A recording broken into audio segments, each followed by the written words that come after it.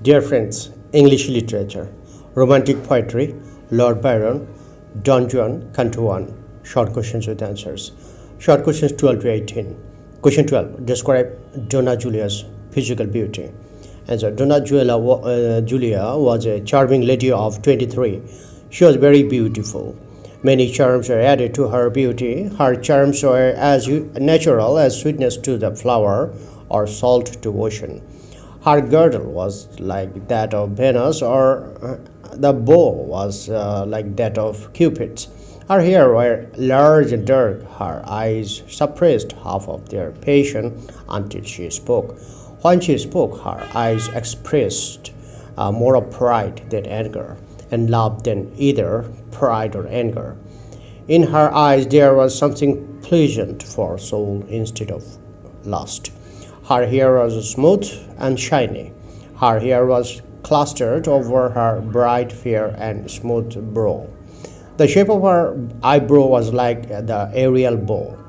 Her cheek had the color of red and blue mixed together, as if endowed with a beam of youth. Sometimes her veins were lightning. In fact, she possessed a lot of uncommon beauty with a tall figure. Question 13. What do you know about Julia's husband? Answer. Don Alfonso was Julia's husband. He was a man of 50 years. While Julia was a beautiful lady of 23, he did not look so ugly. He was well looking for his age. Julia did not love him. She did not hate him either. There was peace in their conjugal life in the sense that they lived together as most people do. He was a skeptical man and doubted his wife whether she had any paramour. He was a jealous man, but he did not show his jealousy because jealousy itself dislikes to be exposed to the world. He had illicit love affair with Donna Inez before their marriage and was maintaining this affair even after the marriage. As a man of 50, he is unable to satisfy his wife's sexual desire. Byron mocks Alfonso's old age by joking about the word 50. To scold someone, people say, I've told you 50 times. When the poets say, I've written 50 rhymes, it makes one dread whether they will recite them. Thieves commit crime when they are in gangs of 50, and many things may be bought for 50 coins. But at the age of 50, a man cannot make love to a woman, cannot satisfy her physical desires. So Byron ironically says that it is better for a young lady like Julia to have two husbands of 25 years age. Question 14. How did she gradually become victim of physical love? Answer. Julia's husband was a man of 50 years old. He could not satisfy her carnal desires. Julia had friendly relation with the mother of Juan. Inez maintained this relationship in order to continue her old illicit affair with Julia's husband, Alfonso. Inez later, Julia mixed with Juan. When Juan was a child, she caressed him innocently. Gradually, this innocent relation turned into an illicit affair. When Julia was 23, Juan was 16. He was moved by the touch of the hand of the opposite sex. Passion begins to take the position of both of them. When Julia realizes this, she prays to Virgin Mary to prevent her from being victim of her passion. For the sake of honor, pride, and religion, she vows not to see him again, but she thinks it base and cowardly. She decides to meet him and overcome the temptation and to maintain platonic love. She met him in a pretty bower on the 6th of June at about 6:30 or nearer 7. She unconsciously leaned upon him and he played within the tangle of her hair. She caught hold of his hands and grasped it lightly with a pure platonic feeling. He thankfully kissed her and she was not puzzled. Her voice became very weak. They were half embraced. His hand was in her bosom. They were trembling with emotion, but she did not consider it harmful because she thought that it was still easy for her to withdraw her waist, but she could not withdraw it. They could not control themselves and became victim of physical love. Question 15. What is poetic license? Answer. Poetic license is the freedom to change facts, the normal rules of language, etc. in a special piece of writing in order to achieve particular effect. It is the liberty which is given to the poet to depart from normal order, word order, rhyme, diction, or pronunciation to achieve a desired effect. The poet is given the right to use certain forms and structures such as using archaic words, distorting pronunciation, using contractions like even, where. Number 4, creating new words. Number 5, giving a full syllable below to the final et in verbal ending as seemed, looked. Number 6, using inversions as sweet are the uses of adversity. Question 16. What does the poetic license allow Byron to narrate? Answer.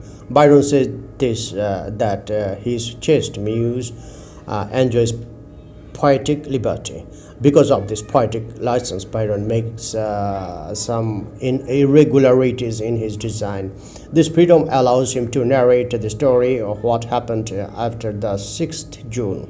The 6th June was a fatal day because on the day Julia became the victim of physical love. Her husband was unable to satisfy her sexual desire. She was drawn to Juan.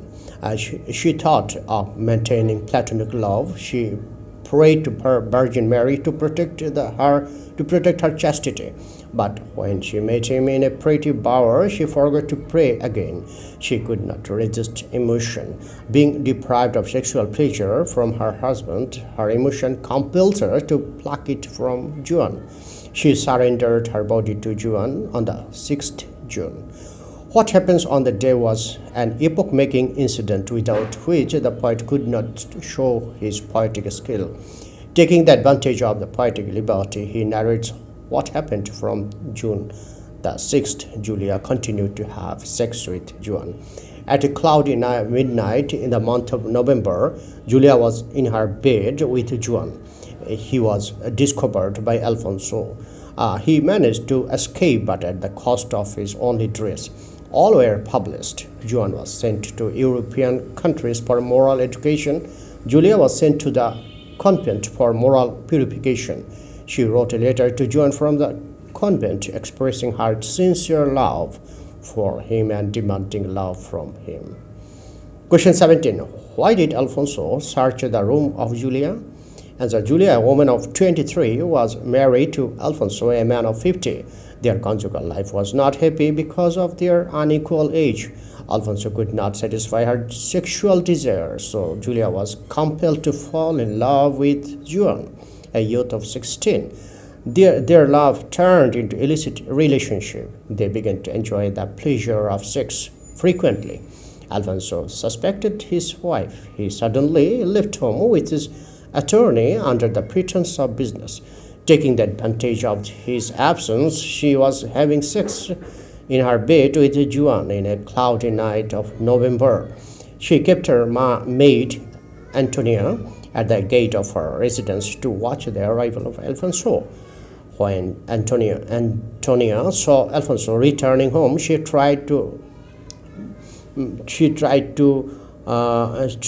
her best to inform them, Julia and Juan, by knocking at the door so loudly as to awake the dead from the grave.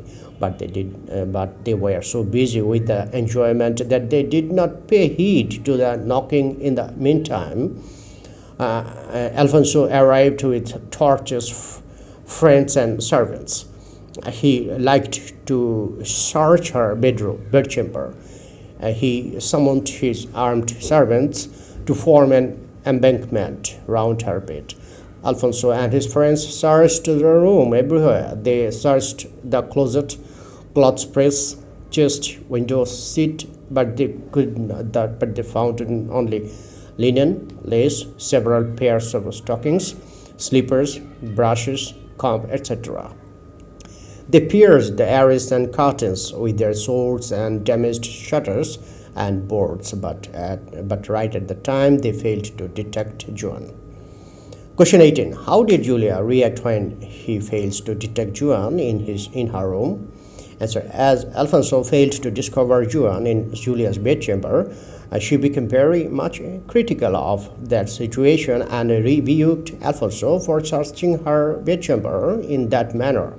She considered that the searching was an insult to her. She severely scolded her husband for his suspicion towards such an innocent wife. She alleged that he had wronged her. She told him that she had suffered long with a husband like him. She promised not to bear this insult and decided to leave that house. She also decided to file a case in the court of Spain. She called him a barbarous creature. She claimed that she had been ill-treated in spite of not enjoying the common rights of her sex. To prove her innocence, she said that she only went to see the bullfights, mass play, rout, and revel, but she did not favor any suitor. She told him that the Italian Musico Cassandri praised her for 6 months to get her heart. There were also Russians and the English who praised her to get her love. The Count Stroganov suffered much for her. Lord Mount Coffeehouse killed himself with wine for her.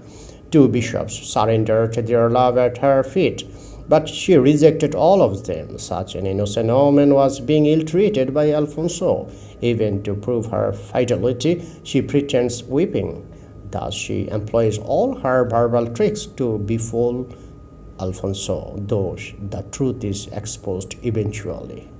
Thank you friends for watching my video.